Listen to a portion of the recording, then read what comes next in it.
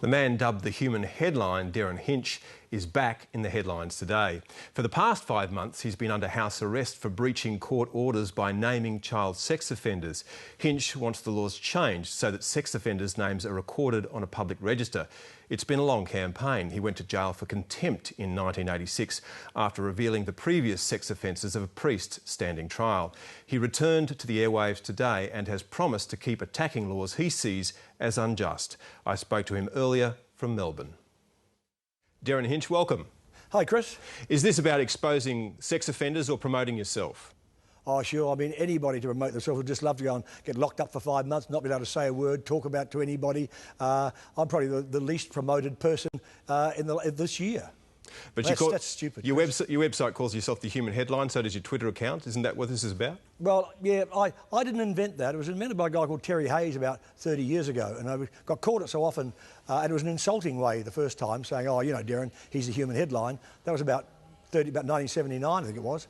And so I thought, well, seeing I'm called it, I might as well have it and use it, and so I do. So what do you think should happen to sex offenders? You say they should be named and shamed. Should that be true of all sex offenders?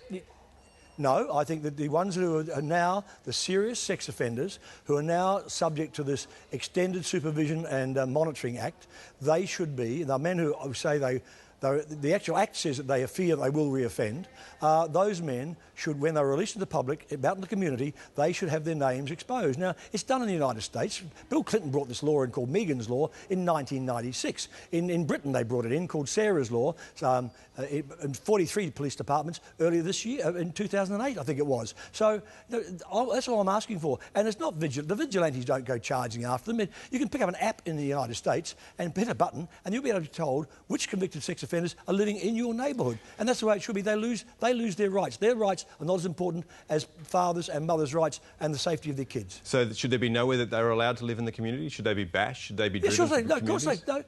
No, of course they should be able to live somewhere, but you need to know they're there. And I'll give you a case for Sarah Monahan, who's the young actress from Hey Dad, who claimed, and he denies it, that Robert Hughes molested her making that series. She lives in the United States now, and she wrote me a long letter about how she has an app, and she punched it up when she had an exchange student staying with her, and it told her where a sex offender was staying in her neighbourhood, and she told this student, don't go to school that way, go this way and go another street. And it's common sense. So if you commit an offence when you're 18, that your name should still be on that register when you're 65, 70?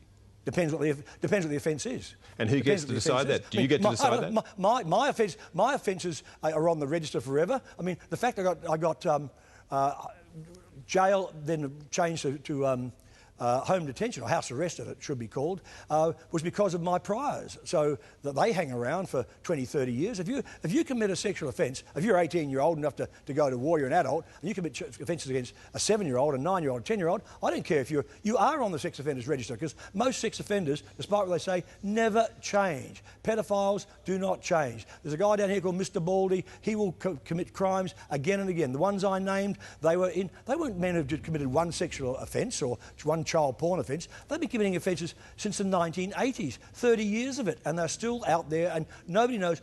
The community doesn't know. You don't know where they are, who they are, what they look like, or anything. It's wrong, and it is wrong. It's a bad law, and that's why I broke it, because a bad law can be broken. Why stop at just naming them? Why not make them wear special clothes? No, look. I know your argument. You go down the line of putting yellow stars on people, but no, they don't have to wear special clothes. You should be allowed to know where they are in your community. If I'm in Florida, you want to buy a house. If you own a house, you want to buy a second house, and if you, as an investment, you actually go on their website for the government and you look up and find a sex offender, how many live in that area. In San Diego, I went on their website recently, and this is put out, the sex register is put out by the government of California. They proudly promote it, and you find that there were like 200 sex offenders, what their offence was, what they looked like, where they live, their actual address. Under your understanding, then, is there no possibility that a person can be redeemed, that they should be named and shamed for their entire life? I have never seen a case of a pedophile who repented and changed his ways. The cases I've referred to have been committing crimes. One of them, whose name is suppressed right now, one of the ones for whom I was shut down, police believe he committed 200 other sex offences for which he's never been charged and probably will never be charged. So your answer is no. I've never seen a pedophile who can change his ways. That's what they do. They even call it pedophilia, and they call it child love. And your experience is exhaustive? My experience is exhausted, yes. I was molested as a child. My experience is exhausted. And I first went to jail over naming a pedophile priest in 1986. So that's more than 25 years of experience of studying these people. And yes, I figure my experience is probably as good as anybody's. And the High Court ruled 7-0 against you, so you know more than the entire bench of the High Court. No. Actually, see, you should have read the High Court judgment, which I'm sure you haven't, Chris. The High Court actually said that it is not illegal to name a paedophile, even if his name is, if his name's been suppressed, and you can do his record, and when he was released and when he's paroled. But if by your naming him, just naming him, say his name's Fred Smith, and that could link him to the suppression order, to the actual monitoring act, then you could be in trouble, you could be in breach of the act. But the High Court, our High Court action was a constitutional one, and we lost 7-0. Yes, I thought I'd go down 5-2, we lost 7-0 on that, you're right. And your own barrister said the reading of that by the High Court was so narrow that it might make it difficult in future to introduce the kind of laws that you're after. Well, I don't think that is true. I think the law that we want... I mean, the Western Australian government, I just talked to the minister this afternoon on my program, they've just passed through the lower house a bill of which I'm talking about. Now, Western Australia, they've had some sense. They have passed it, it's gone through the lower house, and there will be a public sex register. Why should a register now they've got in Victoria, why should a policeman know?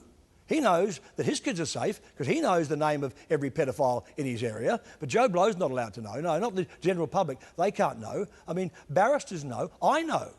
I mean, I know the names of pedophiles that I know, and because every time I mention them, I get locked up. And if I do it again, this time I know, because I'm a serial offender, I'll get 12 months jail, which is longer than many people serve for these sex offences. And there's a joke. The child porn offences, they give them suspended sentences and they walk free. Finally, then, will you do it again? I don't know.